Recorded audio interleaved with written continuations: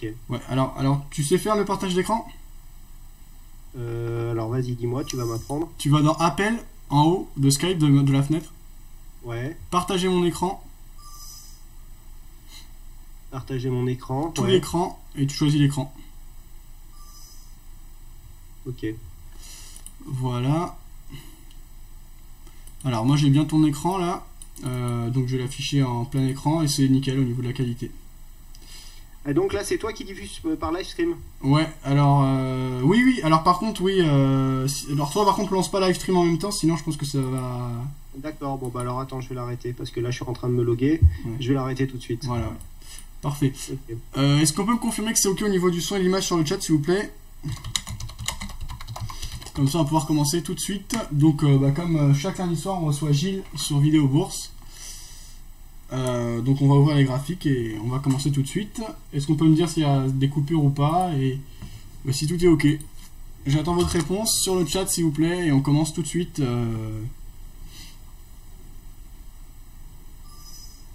Ok, Karim me dit que c'est ok, donc ça doit être ok. Alors bonsoir Gilles. Bonsoir.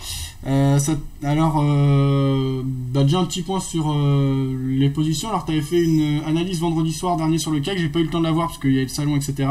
Est-ce que tu peux nous rappeler un peu ton point de vue pour la semaine par rapport au CAC 40? Ah bah là, moi pour le CAC, j'étais parti sur un avalement quadruple, un avalement baissier, donc plutôt baissier. Donc là je viens de terminer ma vidéo, hein, donc en gros pour moi on est en phase d'invalidation, pardon, ici, hein, puisque là donc nous avions un avalement baissier. Tu vois bien mon écran là? Oui tout à fait, ouais, je vois l'avalement baissier. Voilà. Oui. Donc alors l'avalement baissier était assez puissant puisqu'on avait ici des forts volumes. Voilà, je l'ai mis en grand écran. Des forts volumes, hein, ici on voit bien l'histogramme des volumes. On était déjà sur un signal ici de retournement qui avait été impulsé par le MACD que nous avons là, hein, qui a vu ces histogrammes se passer à la baisse.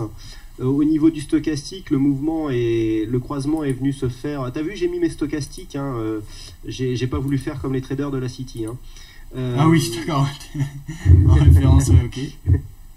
Tu raconteras la petite anecdote. Ouais. Donc on a eu ici une confirmation par les stochastiques qui a croisé sa ligne de signal. Donc j'avais bien dit qu'il fallait pour confirmer le retournement que le stochastique ressorte de sa zone de surachat. Donc ce qui n'a pas eu lieu. Donc aujourd'hui on a une quasi-invalidation. Je dis quasi parce que nous ne sommes pas venus casser ici les plus hauts de vendredi, hein, qui étaient à 3795. Le plus haut du jour était à 3792, donc on a 3 points d'écart.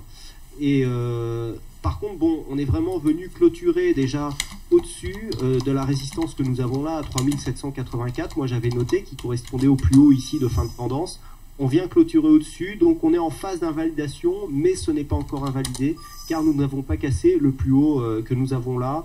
Au niveau des volumes, on est tout juste dans la moyenne, donc bon. Par contre, au niveau du MACD, ici, on a une invalidation du signal, car les histogrammes repassent à la hausse. Donc c'est vraiment, là je dirais qu'on est entre deux eaux. Hein. Si j'avais quelque chose à dire par rapport à la situation à l'instant T, on est en phase d'invalidation, mais c'est pas encore fait. Ok, justement sur le chat, je vois Curinir et Karim qui étaient d'accord avec ton analyse, donc qui étaient plutôt d'accord et qui avaient repéré comme toi le signal technique de l'angle bande baissière.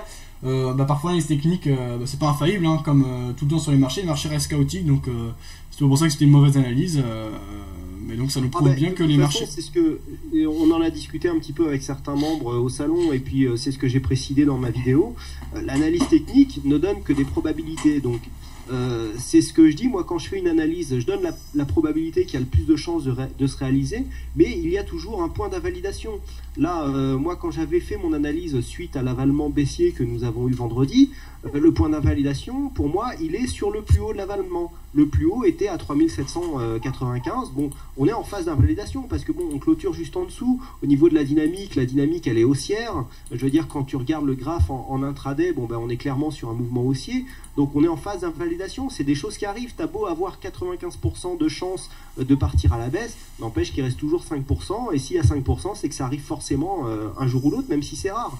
Bon, voilà, c'est les problèmes de l'analyse technique, c'est pas une science exacte, et faut savoir l'accepter des fois, faut se mettre des points d'invalidation pour pas partir au casse-pipe si on a pris position dans le mauvais sens. Ça arrive, c'est tout. Ok. À l'heure actuelle, sur le CAC, tant que ça n'est pas invalidé, tu maintiens le point de vue baissier ou alors c'est quand même remis en question? Là, je dirais que pour moi, on est quand même sur une zone technique ici qui a l'air assez forte. Alors, est-ce que ce mouvement ici ne serait pas qu'une prise d'élan pour pouvoir recasser un peu plus fort? Honnêtement, par rapport aux positions techniques des indicateurs, je dirais que si on allait casser ici la zone des 3008, au plus haut, on irait chercher un 3850. Mais par rapport à la situation macro qui est quand même, je veux dire, moyenne, quoi, je veux dire, il n'y a rien pour l'instant qui justifie une telle reprise haussière. Hein. Je veux dire, il n'y a rien eu. Je veux dire, même les statistiques n'ont pas été terribles aujourd'hui. On est sur un mouvement, en fait. Bon, j'ai eu un début d'explication que j'ai diffusé sur le chat. On est sur un début de, comment dire, les investisseurs attendent des bonnes nouvelles sur le secteur immobilier, et donc on est quand même sur un mouvement qui serait un poil spéculatif. Bon, encore une fois, ça va être les statistiques de la semaine qui vont infirmer ou confirmer cette tendance. Un mouvement spéculatif, on sait tous que ça peut se retourner sans prévenir, donc il faut rester super prudent sur ce genre de... Toujours est-il que, bon, moi, même s'il y a un mouvement haussier qui se dessine, le potentiel me paraît assez faible pour ne pas prendre position. Là, c'est clair que bon, le mouvement baissier est en train de s'invalider, hein, puisqu'on a même pas, sur le retracement que j'avais mis, on n'a même pas attaqué ici la zone des 23,6.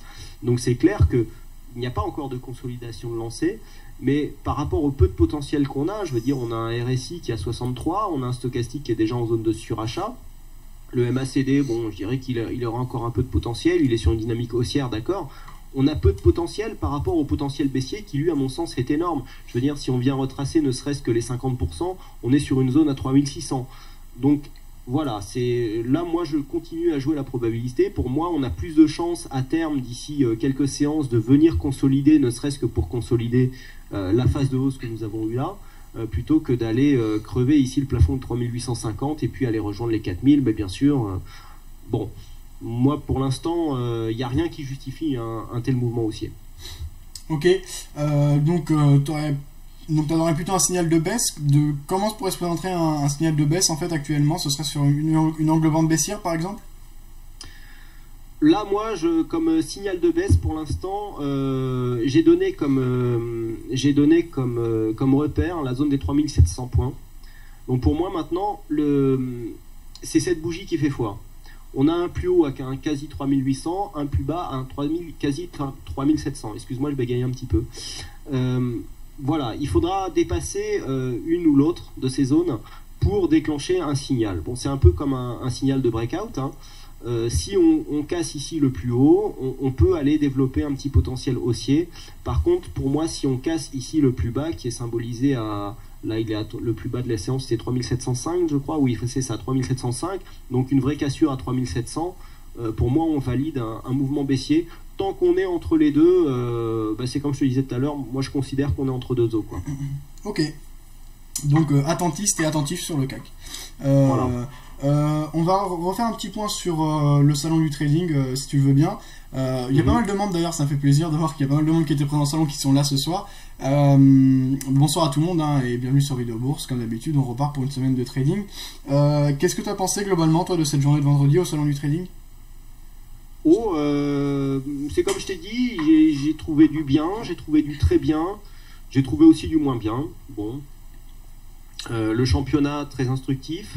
Les intervenants, ouais, pour certains, j'ai trouvé ça pas forcément les plus illustres, les plus intéressants. Et au niveau, bon, par contre, le truc, moi, qui m'effarera toujours, c'est de voir que énormément, bon, tu l'as vu. Allô? Attends, ça a coupé, Gilles. Alors, on a perdu Gilles, on va le retrouver dans quelques instants. Je vais essayer de voir avec lui pour pas qu'il parle dans le vide. Ah. Alors, on a perdu Gilles, on va le retrouver dans quelques secondes. On fera également le point sur vos questions et vos interventions. Donc je vais commencer. Alors on a le salon. William également qui nous rejoint, qu'on a vu cet après-midi lors du live. Snackman, salut Snackman. Curunir qui nous dit qu'on entend nickel, parfait. Ouais, la même analyse que Curunir avec les mêmes termes, parfait ça. Donc Karim et Curunir avec exactement la même analyse.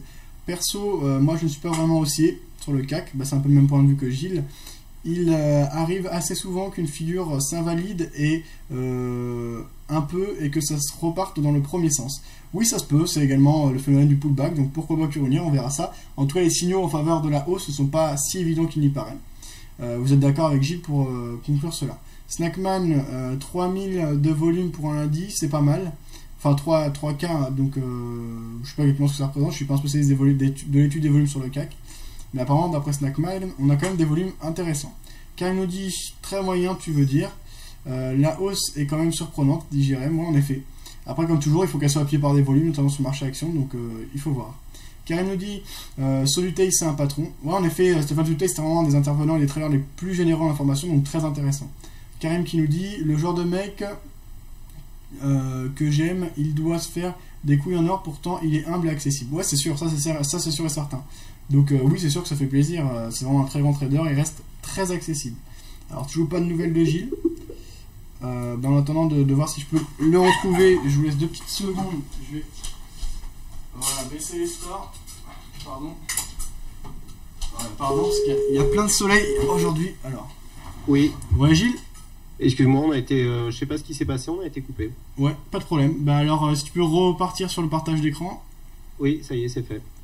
Ok. Voilà. Donc on était en train de parler du salon notamment, et tu disais qu'il y avait des choses qui te plaisaient pas. Enfin, tu disais que ce qui t'effare toujours, c'est, et là ça a coupé. Voilà, c'est un peu beaucoup de débutants sur ce salon, et puis les brokers, le principal argument de vente, c'est la taille du levier pour les CFD, quoi, hein. Il y avait beaucoup de brokers CFD qui étaient positionnels, à part Dubus, il n'y avait pas grand monde, hein.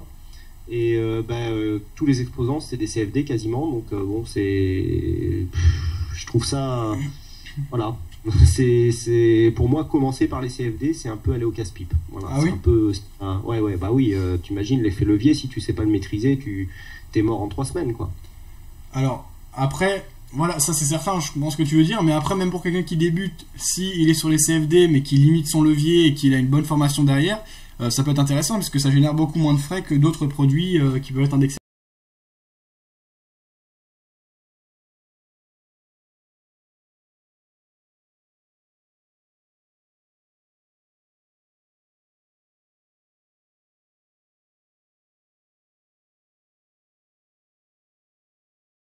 On va calmer les chevaux parce que là, ça descend plus vite que ça ne monte. Tu te fais vite manger, hein, et perso sur le site j'ai pas mal de gens qui me disent que en fait c'est dangereux, quoi. C'est qui ressort en fait, hein, le sentiment général, c'est les CFD, c'est dangereux, attention. Ok, donc toi tu mets en garde par rapport à ce type d'approche. Bien sûr. On a vu Jean-Luc Hussac qui conseille d'aller plutôt sur les futurs que les CFD. Moi je connais vraiment que les CFD. Mais est-ce que tu peux nous expliquer rapidement la différence entre les futurs et les CFD?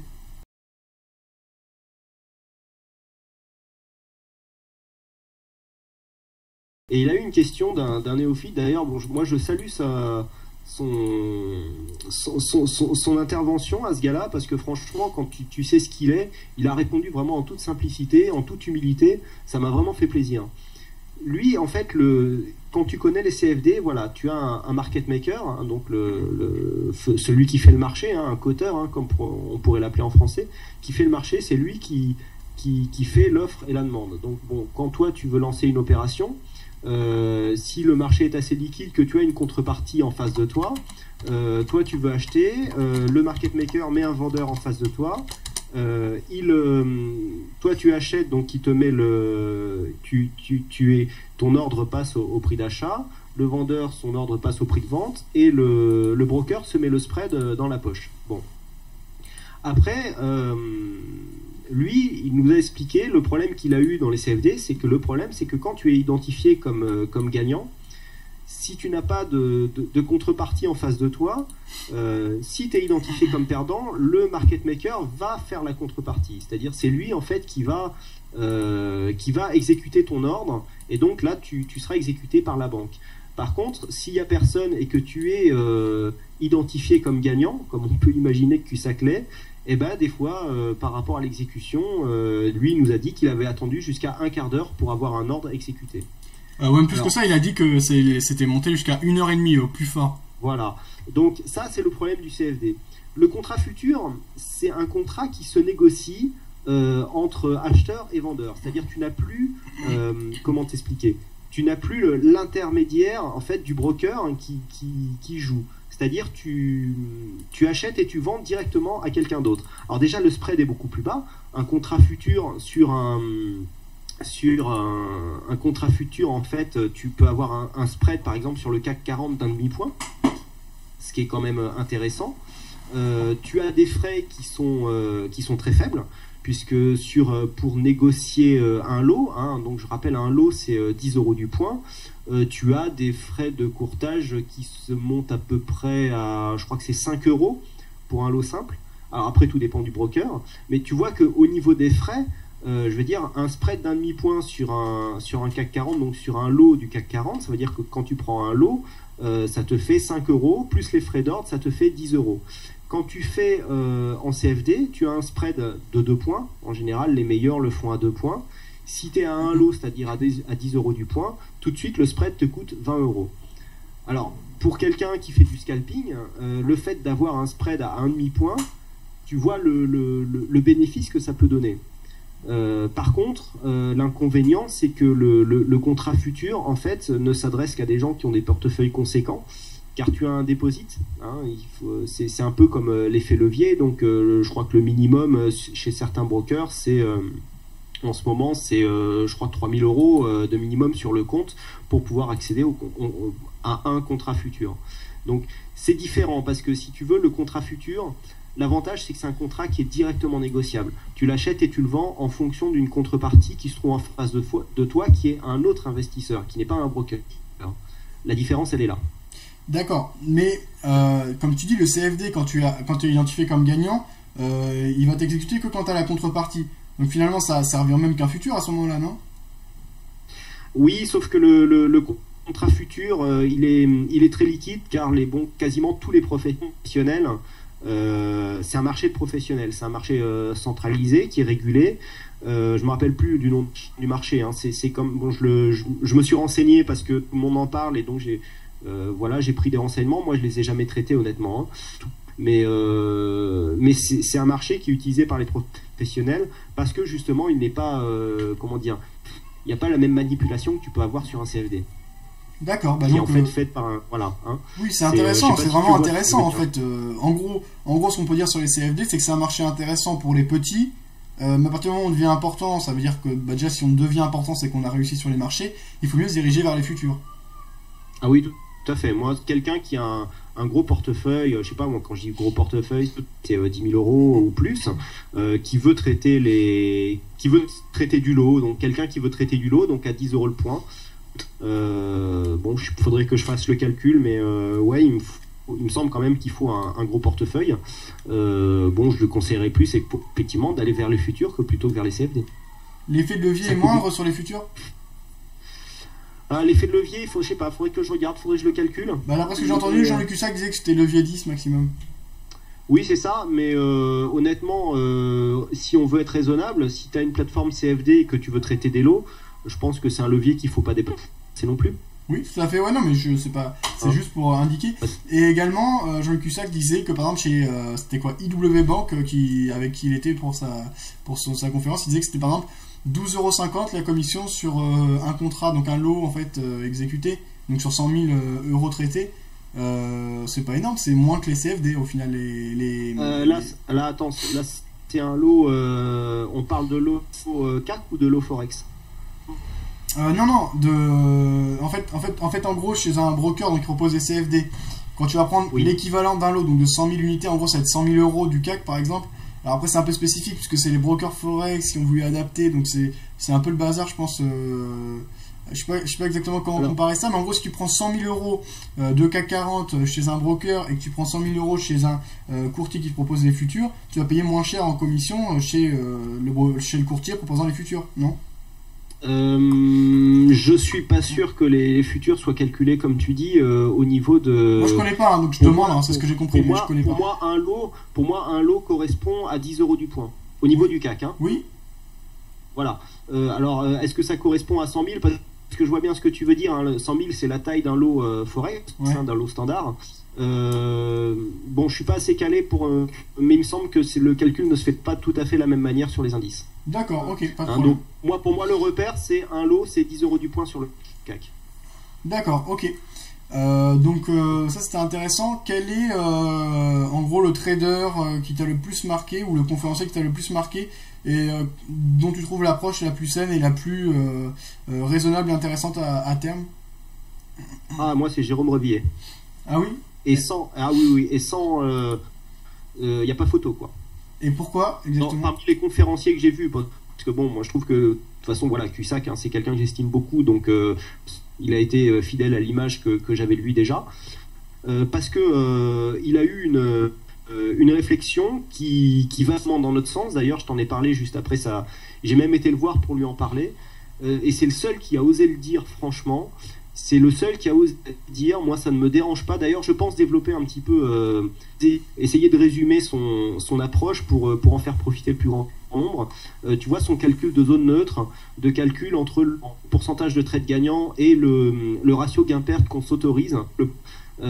Ça, voilà, ça pour moi c'est un discours cohérent, et c'est le seul qui a dit, moi, ça ne me dérange pas d'avoir un ratio gain-perte négatif, c'est-à-dire un stop plus éloigné que l'objectif de gain, si le pourcentage de trades gagnants le justifie. Ça, c'est le seul qui a dit ça. À côté de ça, tu as un saut du tail qui t'explique que lui, le meilleur ratio gain-perte qu'on peut avoir, c'est donc le fameux 2 pour 1, hein, à savoir un objectif 2 fois plus long que le stop. Mais juste derrière ça, il te dit, bon, seulement voilà, moi quand je trade, le ratio gain-perte, j'y fais plus trop attention. Ça veut dire quoi? Ça veut dire faites ça, mais moi je le fais pas. Tu vois, à côté de ça, Jérôme Revillet, lui, c'est le seul qui a dit, bon voilà, c'est vrai que la base c'est ça, pour apprendre, c'est bien de faire comme ça, mais si on a un ratio, un pourcentage de gain supérieur, pourquoi ne pas inverser la tendance à partir du moment où ça se justifie? Et ben voilà, moi ça, tu vois, c'est un gars, il a été, je vais dire, c'est pas évident de dire ça devant une salle de 300-400 personnes, parce que tu sais très bien que tu as beaucoup de monde contre toi, et j'ai trouvé ça très cohérent de sa part, et en plus expliqué d'une telle manière que en plus ça va tout à fait dans le sens de notre travail actuel. Donc franchement ça m'a fait plaisir, et je me suis pas gêné pour aller lui dire. Ok, moi ça m'étonne pas que tu te retrouves tout à fait dans l'approche de Jérôme Revillet. Jérôme Revillet, ça fait un petit moment que je suis ce qu'il fait, etc. avec EOL Trading, etc. Et lui, comme il l'a dit, il a une approche systématique. Donc ce qui veut dire qu'il base, et en fait vu que c'est des approches systématiques, donc selon des critères très précis, il peut se baser sur des tests sur le passé, donc avoir des statistiques très précises. Et c'est un peu le même type d'approche que ce que tu as par rapport à des backtests que tu as pu réaliser notamment sur le CAC, etc.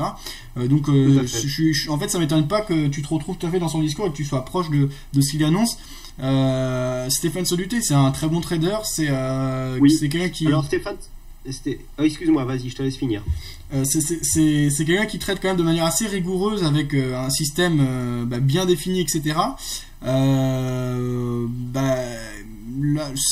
fait, je pense que je peux pas dire, après je connais pas assez leur type de trading, mais pour te dire vraiment, Jérôme Revillet a une approche assez proche de la tienne, même si lui, au départ, il s'est rencontré sur le trading automatique, ce qui est pas ton cas pour le moment, pas vraiment en tout cas, Non. mais une approche C'est systématique, vrai que- ça rejoint ce que tu fais avec tes travaux et tes Exactement. backtests, etc. Ouais, exactement. Alors, Stéphane Soluteil, j'ai trouvé son intervention très intéressante. J'ai eu un peu peur au début, j'ai cru qu'il allait nous tenir 1 heure sur la théorie de dos, donc j'étais un peu déçu. Et puis finalement, son approche de le fameux stop financé, pour te dire, j'ai déjà fait une page dessus sur mon site, parce que j'ai trouvé vraiment que c'était une stratégie très simple à mettre en œuvre et très cohérente. D'ailleurs, comme je l'ai dit dans ma vidéo, je compte essayer de l'appliquer sur les stratégies de breakout que je propose en libre accès, donc avec les analyses du CAC et du Forex.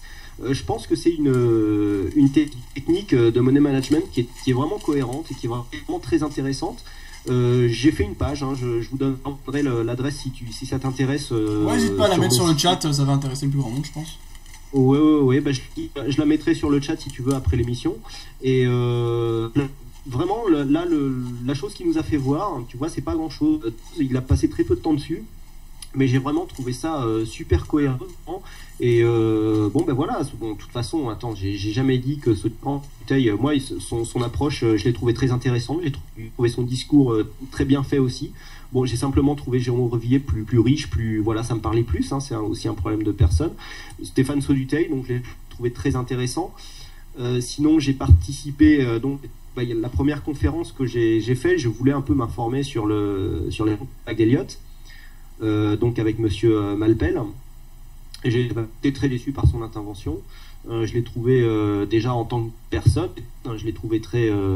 Il ramène tout à lui. Hein, tout ce qu'il fait lui, c'est bien. Tout ce que font les autres, c'est nul. Bon, il aime pas les Fibonacci. Voilà, moi j'aime pas les vagues de Wolf. Je dis pas aux autres que c'est nul. Je dis simplement que j'aime pas ça et que c'est quelque chose qui ne me parle pas. Je trouve qu'il y a trop de subjectivité dans les vagues de Wolf. Peut-être que je me trompe. Peut-être que je ne sais pas les utiliser, mais c'est pas pour ça que je dis que les vagues de Wolf c'est une connerie. Bon voilà, je connais pas, c'était tout. Simplement, quand il a commencé à parler des autres systèmes, ben, en gros tous ceux qui font autre chose que les vagues de Wolf, eh ben c'est des ânes quoi. Ça, hein. Quand il a commencé à parler des fibos, c'était presque l'astrologie du ding, donc bon, tu peux pas, c'est très réducteur en fait comme approche, et ça m'a pas trop plu en fait, voilà son intervention, mais là c'était plus un problème de personne, je dirais. Ok, juste par rapport, pour en revenir à Stéphane Sauduteil, l'approche du stop financier, tu peux me le rappeler rapidement en quelques phrases? Oui, d'ailleurs, alors ça m'embête, là j'ai, oui. Je suis embêté, voilà, alors là j'ai plus accès à j'ai préparé un écran, alors attends, parce que là je suis un peu embêté avec, voilà, bah tiens, ça tombe bien, c'est là, donc j'avais préparé parce que j'ai fait justement, c'est le graphe que j'ai sur la page que j'ai préparé sur le stop financier, donc, ah bah tiens, excellent. Alors, le stop financier, qu'est-ce que c'est? Tu prends une position, là par exemple je l'explique sur un breakout. Alors, voilà, la page, je l'ai faite hier, il n'y avait pas cette grande bougie-là. J'ai tracé ici une ligne de tendance. Ici, on avait un doji. J'ai dit, voilà, la stratégie, elle est simple. On repère une tendance haussière assez forte. Ici, on a l'impression que nous avons un point de contact ici sur un support haussier qui peut impulser un mouvement donc haussier. On décide le breakout sur ce signal. Donc on prend le plus haut de la précédente tendance qui se trouvait ici. Donc là c'est Valeo, hein. J'ai cherché une action qui s'y prêtait bien. Donc sur Valeo, ici on avait un plus haut à 30,79. Donc on se dit, on va jouer le breakout sur le 30,79 pour essayer de profiter d'une continuité du mouvement haussier. Donc dans ce cas-là, si on applique un ratio de 2 pour 1 et qu'on applique la théorie de dos qui nous a été présentée, on place le stop ici sur le plus bas de cette bougie, hein, la tendance de retracement. Donc nous avons un plus bas ici à 29,48, ce qui nous donne une amplitude ici de 1,31 €. Donc l'objectif ici se situe 2 fois plus haut, donc nous avons un objectif à 2,62 € plus haut, ce qui nous donne un objectif ici à 33,41 €. Et donc le système du stop financier nous dit, voilà, lorsque nous sommes à la moitié de l'objectif, on allège la position de moitié. Ce qui fait que, ici, donc on est à 1,31 € plus haut, donc on est à 32,10 hein, par rapport au point du stop. Si on allège ici de 50% la position, si on revient taper le stop, on sort sur un trade neutre, en dehors bien sûr des frais de courtage. Hein, on fait abstraction des frais de courtage. Donc si on vient ici taper l'objectif, et qu'on vient ici sur le stop, on sort sur un trade neutre. Ça veut dire que le stop loss, il est financé par le premier take profit que on prend ici. Est-ce que c'est clair pour l'instant? Oui, tout à fait, ouais. Voilà. Donc après, une fois qu'ici que ton stop est financé, tu te dis, ben voilà, tant que je ne descends pas mon stop sous cette valeur, hein, qui je le rappelle est donc basée sur la théorie de dos, je peux m'amuser pour jouer à... Alors, est-ce que je prends une moyenne mobile? Est-ce que je prends... il a parlé des retracements des SAR. Après, tu peux prendre ce que tu veux, tu peux tester. Tu peux tout simplement attendre donc une validité du mouvement haussier. Alors donc tu peux même, si tu veux, enlever ton objectif numéro 2. Tu peux venir ici taper ton objectif 2. Tu sors sur un trade gagnant. Tout est parfait. dans la, si tu veux, dans la globalité, tu te retrouves avec un espoir de gain qui se rapproche à peu près de 1,5 pour 1. Donc c'est tout à fait cohérent, c'est très bien. Après, tu peux par exemple relever ton stop. Par exemple, si on a un plus haut et qu'on vient faire un plus bas et qu'on repart à la hausse, eh bien tu peux ramener ton stop, comme j'ai vu faire d'ailleurs, comment il s'appelait l'allemand là, Scheffermeyer, Ouais. pendant le championnat. Eh ben tu as une hausse, tu vas redescendre, et quand tu vois que ça monte, eh bien hop, tu vas replacer ton stop bien à la précédente hausse. C'est toujours la théorie de Dow qui est utilisée, hein. C'est une théorie qui est très connue et qui est à mon sens très très réaliste. Et puis l'objectif ici, après, peu importe comment tu joues, tant que tu ne descends pas sous ce stop, de toute façon ton trade sera au pire neutre. À partir du moment où tu remontes le stop, il sera gagnant. Donc ça te permet de tester en fait grand nombre de stratégies et en toute sécurité, parce que tu sais que ton trade ne peut pas être négatif. Ok, donc c'est une approche intéressante. Après, comme toujours, c'est une question de compromis. Le fait de bouger ton stop également, ça peut amener à sortir sur un retracement alors que le mouvement peut se continuer. Donc, comme toujours en trading, il n'y a pas de vérité absolue, mais il faut trouver l'approche avec laquelle on est le plus à l'aise. Donc c'est à tester, c'est certain. Quoi qu'il arrive, c'est une approche cohérente, donc on verra ce que ça donne. Et n'hésite pas à nous tenir informés des résultats que tu arrives à obtenir avec. Tout à fait. Donc là, si tu vois, mais donc ça c'est une page que j'ai fait hier soir avant de me coucher. Et voilà, tu vois, si j'avais joué ce signal, j'aurais été acheteur ici de Valeo à 30,79.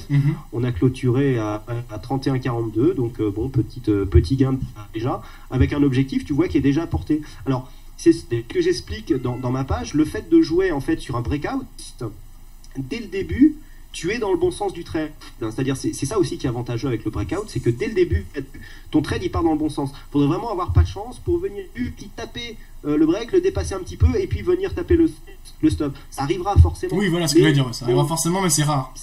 La probabilité est largement dans ton sens. Comme toujours, question de probabilité, la probabilité est largement dans ton sens. Voilà, là pour moi, au niveau de l'approche, c'est super cohérent. Je veux dire, pour un débutant, c'est facile à comprendre. Je veux dire, il n'y a pas des calculs certes avant, c'est juste une division par deux. Non, moi je dis, pour se faire la main, ça c'est vraiment une technique que je recommande à tout le monde. C'est d'ailleurs pour ça que j'ai essayé de l'expliquer rapidement sur mon site, pour que les gens puissent se faire la main là-dessus. Pour moi, c'est une stratégie qui n'est pas du tout dangereuse. Si on l'applique correctement, à mon avis, ça peut donner des très bons résultats. Comme quoi, des fois, il ne faut pas aller chercher loin pour trouver des choses intéressantes. Ok. Bah écoute, merci Gilles pour cette intervention et ce bilan et ton point de vue sur ce salon du trading. On te retrouvera donc la semaine prochaine sur Vidéo Bourse pour une nouvelle chronique du lundi soir. Autrement, on te retrouve tout le temps sur boursicoté.com. Oui. Ouais, est-ce que je peux dépasser 5 minutes et t'expliquer ce que je pense de l'intervention de Scheffermeyer? Oui, tout à fait, oui, complètement. Bah oui, complètement. Et moi, Scheffermeyer, justement, j'ai bien aimé son approche et je pense que c'est un très bon trader. Il a perdu en demi-finale, mais il avait. Non, il a perdu en finale contre Cusack. Il a perdu en finale, oui, il a perdu en finale, voilà. Donc en demi-finale, il avait gagné contre. Attends, t'es sûr? Ah oui, c'est ça. Mais il avait gagné contre qui en demi-finale? C'est pas le Marocain? Non, j'ai pas assisté à ça. Non, il n'était pas le Marocain. Alors c'était. C'est pas Thévenot?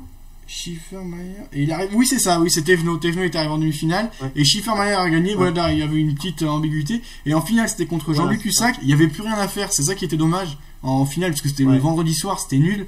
Mais sinon, Scheffermeyer, je pense que c'est un très bon trader, lui. C'est bien battu, hein. Tu sais qu'il était à 2 doigts de le battre sur le fil quand même. Hein. Ah oui. Moi, je surveillais les balances tout le temps. Je te l'avais dit, hein, j'avais vu que Cusack avait gagné. C'était pas évident, mais bon, moi, je l'avais repéré. Mais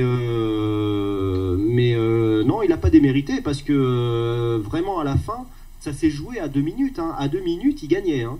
Moi, j'ai vu sa position, là, sa dernière position short de 5 lots sur le S&P. Je peux te dire que ça aurait coté 2 minutes avant ce que ça a coté sur le plus bas. Il avait gagné devant Cusack. Hein. Ouais. Donc, donc je termine sur l'approche de Scheffermeyer. Je suis assez partagé sur son approche. Donc lui, il a expliqué en fait la stratégie du breakout. Et donc lui, il expliquait que un breakout, donc il prenait un objectif double et un stop, donc la moitié de l'objectif, et donc il essayait d'appliquer la théorie de Dow, à savoir que là, si tu casses ici, lui il prenait carrément l'ancien plus bas, il allait prendre un deuxième objectif plus haut, et là où en fait où je suis resté assez circonspect, c'est qu'il a commencé à dire que si on anticipait le breakout, on réduisait la taille du stop, on augmentait la taille du gain, alors que si on prenait le breakout beaucoup plus haut, on augmentait la taille du stop et on réduisait la taille du gain. Bon, moi, ça, c'est des approches que j'ai testées par backtest, pas forcément sur des breakouts, mais sur d'autres stratégies. Et je sais par expérience que plus tu rapproches ton stop et plus tu éloignes ton gain, et plus tu augmentes les chances de taper ton stop, justement. En plus, anticiper un breakout, je suis désolé, mais là, tu fais un premier top. Ici, tu prends ta position là, que tu viens faire un deuxième top et que tu redescends, ben, ça fait un double top, et tu as pris en fait une position sur un plus haut, ce qui n'est pas la chose à faire. Enfin, sur un quasi plus haut, ce qui n'est pas la... Donc, moi, ça m'a un peu dérangé, son approche. Travaille les breakouts, lui aussi, il utilise la théorie de dos, remonter les stops au fur et à mesure, tout ça. Bon, ça, j'ai trouvé ça très bien. Par contre, son système de money management, j'ai pas aimé parce que les résultats que j'ai eu moi sur les backtests m'ont prouvé que le fait de dire le fait d'avoir un stop plus petit, tu réduis ton risque et tu augmentes ton espoir de gain, c'est pas toujours forcément vrai. Donc bon, je suis resté d'ailleurs, hein, je t'en ai parlé, je suis resté bon voilà, théorie breakout d'accord, mais le système de money management, bon, j'adhère pas quoi. Ok. Bah écoute, après moi je les ai interviewés le lendemain, je faisais que des interviews, je l'ai interviewé chez Fairmeyer et je publierai son analyse. Bon, alors après les réponses étaient en anglais, je suis pas encore bilingue donc j'ai pas tout bien assimilé, mais d'après ce que j'ai compris, ça fait quand même pas mal de temps qu'il traite. Ce qui était intéressant, c'est qu'il m'a dit que les 5 premières années, il a fait que d'apprendre en fait, et il a commencé comme tout le monde par perdre de l'argent sur les marchés. Il s'est fait quasiment tout seul. En gros, il a quelques fois travaillé pour des sociétés, mais la plupart du temps, il est resté trader à son compte. Et aujourd'hui, il vit entièrement du trading, bien sûr, donc c'est vraiment un trader à son compte. Et voilà, d'après ce qu'il indique, donc il gagne quand même de l'argent régulièrement avec cette approche. Et d'après ce que je lui ai demandé s'il appliquait bien ce qu'il nous démontrait lors des duels au quotidien. Il nous a dit oui, en effet, ce que j'ai annoncé dans les conférences, etc. Moi, je l'ai vu en finale de championnat. Il n'a appliqué que la stratégie du breakout. Par contre, ses stops, ils étaient corrects. Il a anticipé aucun signal, hein. Il a pris les signaux quand ils se présentaient. Non, il a vraiment appliqué ce qu'il avait expliqué. C'est juste, je remets pas du tout en cause sa compétence, hein. Attention, c'est pas du tout ce que j'ai voulu dire. Pour moi, moi je l'ai vu faire. Son approche, elle est cohérente. C'est simplement sa manière qu'il a dit quand il a commencé à dire si on anticipe le signal, on réduit son risque et on augmente son espoir de gain. C'est juste ça qui m'a un peu dérangé. Sinon, son explication du breakout, pour te dire, moi je ne suis pas du tout bilingue, avec une traduction qui des fois était un peu limite. Je l'ai trouvé quand même. C'est pour moi c'est quelqu'un. Attends, ça a coupé. Tu as dit je l'ai trouvé. Ça a forcément, coupé. il est crédible. Ça a coupé. T'as dit je l'ai trouvé. Et je l'ai trouvé cohérent. Oui, d'accord, cohérent. Ok. Voilà, ouais. De toute façon, déjà, s'il évite ça, voilà, ça suffit. Je veux dire, c'est pas la peine de rajouter autre chose. C'est son job, donc je veux dire, tu ne peux lui donner que du crédit à ce gars-là. Ok. Bah, merci beaucoup, Gilles. Donc, on te retrouvera régulièrement sur Vidéo Bourse via tes analyses du CAC 40. Et sinon, on te retrouve avec plein de chroniques, de fiches spécifiques, etc. sur boursicoté.com. Voilà, écoutez, merci encore une fois de me recevoir sur ton site, et puis enlève tes stochastiques et puis va t'éclater ce soir. Et n'hésite pas à poster le lien que tu voulais poster tout à l'heure sur le chat, ça intéressera. Oui, je te mets ça sur le chat. Ok, parfait. Allez, à bientôt. Bonne soirée, Gilles. Ciao. Donc je vais couper. Je coupe Skype. Ok, ouais, parfait. Attends, moi il faut que je quitte le plein écran. Ok, c'est parfait. Gilles a raccroché, donc on va récupérer ça. Oui, donc il me taquine sur le stochastique parce que on avait rencontré quelqu'un lors du salon qui parlait beaucoup, qui en imposait pas mal et qui nous parlait des stochastiques et qui a fait 2-3 remarques marrantes, et donc on rigolait avec ça après. Enfin voilà, c'était des petites blagues, c'est pour ça qu'il me fait des clins d'œil à propos du stochastique. Pas mal de réactions. Optimus a laissé un lien, voilà, justement c'était le lien de boursicoté.com. J'essaierai de faire le point un peu plus tard sur ce qu'il dit sur le chat. Il nous reste encore 20 minutes d'émission. Je vais faire le point sur les comptes. Aujourd'hui j'ai passé pas mal d'ordre en attente sur le compte court terme, donc le compte de la mort. On a 3 positions ouvertes, une petite position sur le dollar face au yen, elle est ouverte depuis le 16, donc c'était sur un breakout qui s'avérait pas de top, hein, pas de grosse explosion, et on reste dans le range, donc c'est ni positif ni négatif pour le moment.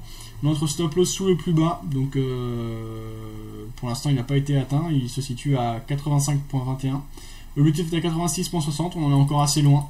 Donc là, il n'y a pas grand chose à faire. Tant qu'on n'a pas sorti du range, il n'y a pas à trader.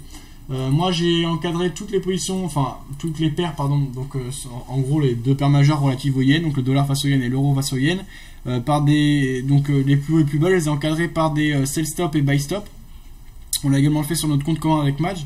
Parce qu'en ce moment, il y a pas mal d'annonces par rapport au yen japonais. Apparemment, la bourse et les japonais étaient... c'était un jour férié hier, d'après ce qu'on m'a dit Madge, alors j'ai pas vérifié. En tout cas, d'après les annonces de la Banque Centrale, etc., je pense qu'il peut y avoir des gros mouvements. Donc jouer les breakouts me semble plutôt judicieux. On verra si je me trompe ou non. Deux autres positions qui ont été déclenchées également sur des breakouts. Sur l'euro livre sterling, donc ici en 15 minutes. J'étais rentré sur...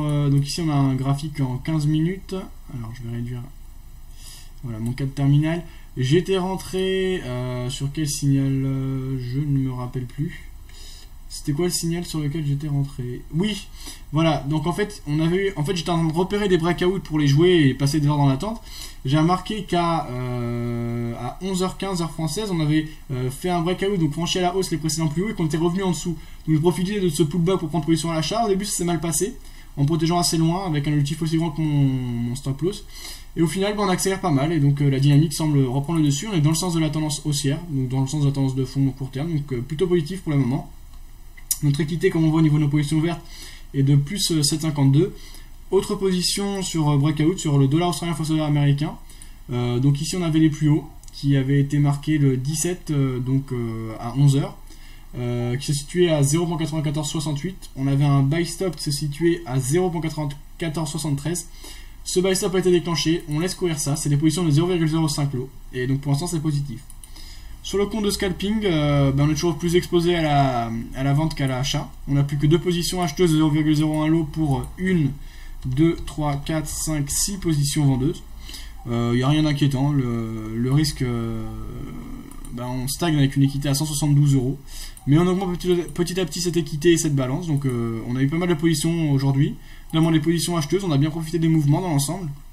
Donc en plus les positions acheteuses c'est sans risque puisque on se couvre contre nos pertes au niveau des ventes. Donc il n'y a pas de souci, ça peut être que positif. Et comme on voit, il y a eu pas mal de gains.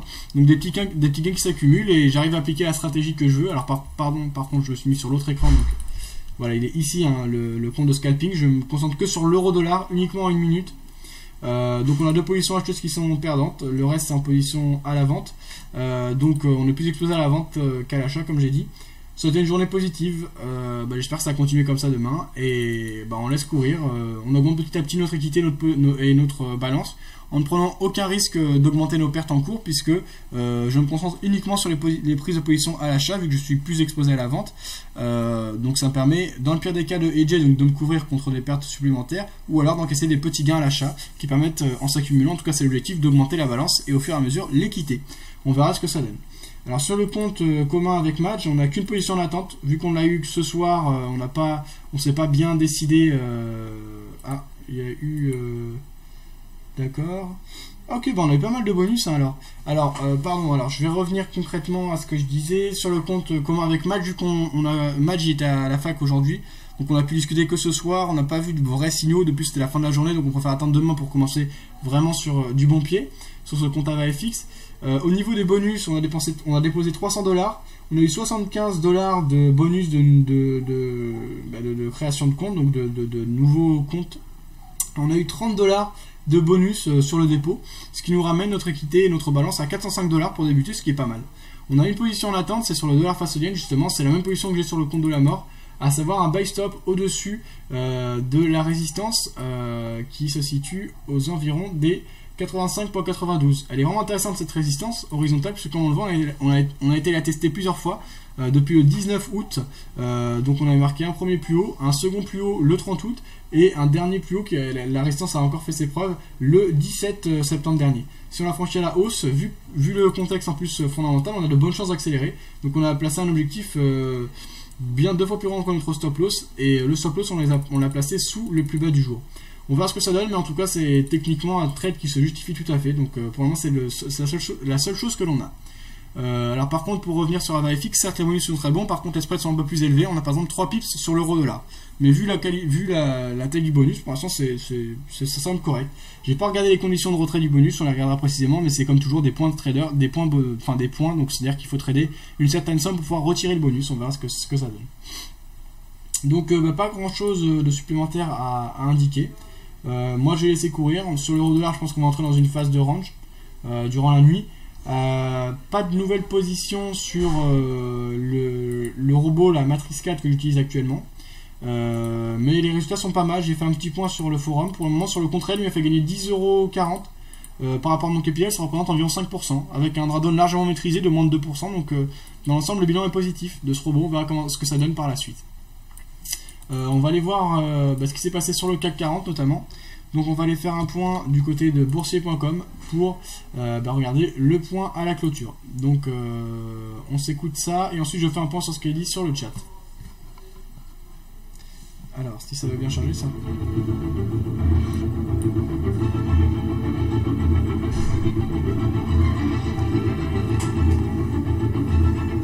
Bonsoir à tous. La bourse de Paris met fin ce soir à 3 séances consécutives de repli.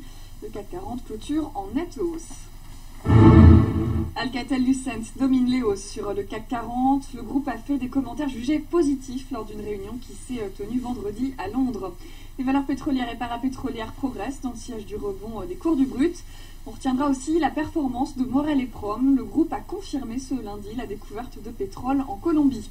A l'inverse, Natixis est dans le rouge pour son premier jour sur le CAC 40 après une dégradation de sa recommandation par Crédit Suisse. Zodiac aussi recule. Le groupe a constitué un noyau dur d'actionnaires pour se défendre contre Safran. Et Safran, justement, signe une des meilleures performances sur le SBF 120. Le groupe a annoncé ce matin la signature d'un accord avec l'entreprise américaine L1 Identity pour le rachat de ses activités de solutions biométriques et de contrôle d'accès. Montant total de cette transaction, plus de 1 milliard de dollars. Une opération qui permet à Safran de se renforcer sur un segment stratégique, celui de la sécurité. Ces activités devraient générer un chiffre d'affaires de plus de 530 millions de dollars en 2011, selon le groupe. Voilà, c'est la fin de ce flash. On se retrouve demain matin dès 9h30. Voilà donc le point de boursier.com. Avant de faire le point sur le chat et de répondre aux diverses questions, il est 18h49, il va nous rester 10 minutes pour ça, ce sera parfait. On va faire le point sur les nouvelles importantes à suivre cette semaine. Donc c'est publié par New York Financial Press. Cette semaine, ce sera surtout l'heure des rendez-vous macroéconomiques avec par exemple le lundi 20 septembre 2010. La séance sera donc plutôt calme. On commencera par la macroéconomie des États-Unis. Seul un rendez-vous marquera la journée. Il s'agit de l'indice NAHB de la confiance des promoteurs constructeurs pour le mois de septembre. Et en Europe, le Royaume-Uni publiera ses agrégats monétaires d'août. Du côté des entreprises, Zodiac Aerospace annoncera après bourse son chiffre d'affaires 2009-2010. A noter que les bourses nippones seront fermées car c'est jour férié au Japon. Mardi 21 septembre 2010, la séance sera un peu plus animée en raison de 2 rendez-vous de poids aux États-Unis. Le marché apprendra ainsi les statistiques de la construction en août, mais surtout et hors séance la décision de politique monétaire de la Réserve fédérale. Autres chiffres qui marqueront la journée, il s'agit du Royaume-Uni et de sa situation budgétaire du mois d'août, sans oublier les indicateurs avancés du Japon pour juillet. Mercredi 22 septembre 2010, les bourses chinoises et sud-coréennes seront fermées pour cause de jour férié. Du reste, la journée sera assez calme puisqu'on n'attend guère que les commandes industrielles de juillet de la zone euro et l'indice FHFA des prix immobiliers du mois d'août aux États-Unis. Le Conseil de politique monétaire de la Banque d'Angleterre publiera aussi son compte-rendu. Jeudi 23 septembre 2010, le rythme s'accélérera enfin. Les États-Unis domineront l'actualité avec plusieurs indicateurs macroéconomiques. D'abord, on aura les chiffres des ventes de logements anciens en août, puis toujours en août, les indices composites publiés par le Conference Board. Sans oublier que comme chaque jeudi, le marché prendra connaissance des nouvelles inscriptions hebdomadaires au chômage pour la semaine achevée le 18 septembre. En Europe, on aura la publication de 2 enquêtes françaises. La première porte sur la conjoncture dans les services en septembre, la deuxième sur celle dans l'industrie en septembre aussi. Enfin, la zone euro annoncera son indice instantané des directeurs des achats du secteur privé. Vendredi 24 septembre 2010, on terminera la semaine sur les chapeaux de roue. Les marchés ne sauront pas où tourner la tête. Les États-Unis publieront leurs commandes de biens durables du mois d'août et le chiffre de leur vente de logements neufs pour le même mois. Et en France, l'actualité sera chargée aussi avec l'annonce des statistiques du chômage d'août et les statistiques sur les salaires au deuxième trimestre 2010. Et surtout, la France publiera son PIB du deuxième trimestre 2010. Enfin, l'Allemagne publiera son indice IFO du climat des affaires du mois de septembre. A noter que les marchés de Shanghai seront fermés pour le 3e jour consécutif puisque c'est encore jour férié en Chine. Voilà le point sur les nouvelles à suivre cette semaine. Donc sur ce, on va terminer en faisant le point sur les questions qui sont posées sur le chat. Ça coupe, non, ok, ça on avait vu. Alors, ok, ça c'est bon. Ce n'est pas parce que tu as une Ferrari que tu es obligé de rouler à 260 km/h dans les Optimus. Donc ça c'était bien sûr une métaphore par rapport à des propos qui avaient pu être tenus dans le cadre du money management, surtout je suppose, ou alors de prise de position tout à l'heure quand on recevait Gilles. Snackman nous disait salut Optimus. En effet, salut Optimus, je crois que c'est une des premières fois que je vois sur le chat. Les renards, le tout c'est d'accélérer quand tu... Oui voilà, d'accord, c'était par rapport au levier proposé par les brokers, au levier excessif notamment proposé aux débutants. Le tout c'est d'accélérer quand tu peux, ralentir quand tu dois, et ralentir quand tu dois. Oui voilà, en effet Optimus, tu as raison. Karim nous dit je traite souvent du 1-1, donc c'est à dire sans levier. En contre-tendance, je joue plus sur les probabilités que sur le ratio. Ok Karim, donc c'est assez intéressant, et donc c'est une approche justement assez proche de celle évoquée par Gilles. Mais c'est plus rassurant, un bon ratio quand même je pense. Ok Karim, donc ça c'est intéressant. En effet moi aussi je suis beaucoup plus rassuré quand je suis dans la tendance. Voici le lien, merci Optimus. À ton service, Fibo c'est extra, je m'en sers tous les jours, c'est mon avis perso, moi aussi j'en sers beaucoup de Fibo, donc j'aime beaucoup les Fibonacci. Le stop financier j'utilise pas mal sur mes EA. Ok Curunir, et tu as des résultats intéressants. Si Curunir tu as des tests live ou des backtests, n'hésite pas à nous les faire partager, toujours avec un lien donc vers ton site leforexer.fr, c'est toujours très intéressant. Pareil lol, c'est exactement mon système de money management, voilà, donc par rapport à Stéphane Solité, ok Karim. Sauf que je clôture 2 tiers pour quand même me faire stopper avec un peu de profit. Ok Karim. Donc ça on avait vu. Techniquement chaque fois que tu rentres sur un retracement, en fait tu anticipes un futur breakout. Ouais, en effet après c'est un débat comme on l'avait vu. Chacun son point de vue. Il y en a qui vont aimer le breakout, il y en a qui vont repérer les prises de position en rebond. Dans le cadre du suivi de tendance, c'est un peu les deux choix que l'on a. Moi personnellement j'ai pas de choix particulier entre ces deux. Les deux approches sont intéressantes et ont leurs caractéristiques. Sûr que c'est mieux d'être dans le rebond puisque tu profites plus du mouvement. Maintenant le breakout permet de fixer des objectifs à l'avance et également d'être moins stressant et de rentrer pile au bon moment puisque tu peux placer tes ordres à l'avance, donc via des buy stop ou sell stop. Scalper nous dit c'est peut-être la traduction qui était pourrie. Par rapport à quoi exactement Scalper, quand on parlait de Schaeffer-Mayer, c'est ça? Karim nous dit je crois plutôt lol parce que salon de la T les traducteurs étaient vraiment merdiques.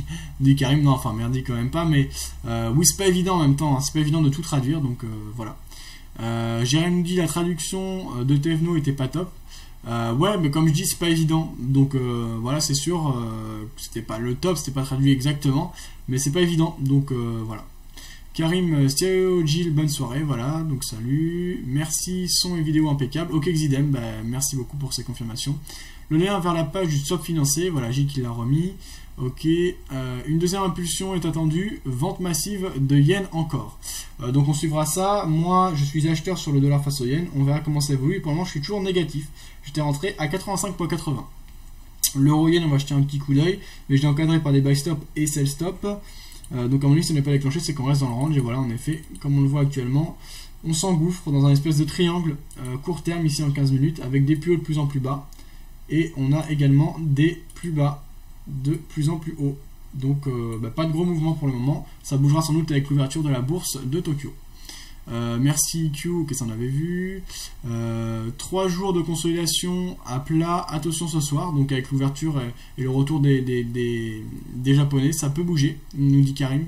3 pips c'est dur quand même, j'imagine pas GBP JP, je vais te le dire tout de suite, hein. Donc chez AvaFX, dans le cadre des comptes MetaTrader, je sais pas si c'est la différence des comptes normaux, je pense pas. On va regarder GBP JP. Alors par contre le gros avantage c'est qu'AvaFX c'est vraiment beaucoup de produits, ça c'est très bien. Forex minor, je sais pas si c'est une minor, voilà, non GBP JP c'est dans Major 2. On applique notre template, pack, voilà. On n'a pas un spread, enfin on a élevé mais pas énorme non plus, on a un spread de 7 pips sur GBP JP. Ça peut être 4-5 pips chez d'autres, c'est élevé, c'est plus cher qu'en moyenne je pense, mais c'est pas non plus incroyable, mais c'est quand même plus cher en effet. Karim pour te répondre. Donc là on a vu quelques interventions, notamment du côté de New York Financial Press. On peut terminer justement en regardant une analyse de Karim. Donc pour son site Forex Full Time, on regarde le résumé des trades de la journée, dont on a publié pas mal de ces trades durant toute la journée. On regarde le résumé. Bonsoir à tous, bienvenue sur Forex Full Time. Alors, ça charge apparemment. Bon. Alors, un peu de temps à charger, on va le refaire. Que veut dire le range? Non, William, quand je dis le Bonsoir à range. tous, bienvenue sur Forex Full Time. Alors, petit arrêt. Je parle de range. Un range, alors on va prendre un exemple concret. Un range, tu vois, c'est quand. Alors, soit tu es en tendance. Donc, quand tu as une tendance, c'est ce qu'on a eu là. C'est-à-dire, il y a des grands mouvements qui vont clairement dans un sens. Un range, c'est quand tu n'as plus de tendance. Donc c'est ce qu'on a sur l'euro face au yen par exemple. En gros, depuis le 16, on voit qu'on évolue avec des mouvements haussiers et baissiers, mais on n'arrive pas à trouver de direction précise, donc on évolue sans tendance en range, donc dans un canal horizontal. Oui, ça va, 7. Ok, la moyenne. Ok, donc on enchaîne donc avec l'analyse et le résumé des trades de la journée de Karim. Mince, je sais pas ce qui se passe. Bonsoir à tous, bienvenue sur Forex Full Time. Sur notre résumé des prises de position d'aujourd'hui. Donc aujourd'hui, suivant notre analyse, on est rentré short sur le plus haut, sur le retest du plus haut, sur le dollar australien face au dollar américain. On va zoomer un petit peu. On est rentré très très haut sur le pic là. Tiens, bah voilà, on s'est fait sortir pour rien. C'est ce que je disais pendant le live puisque j'avais laissé un micro courir avec le stop au break-even et au final voilà. Bon, c'était prévisible, mais bon, bref. C'est où ça? Forme. Alors, on est rentré ici. On est sorti ici.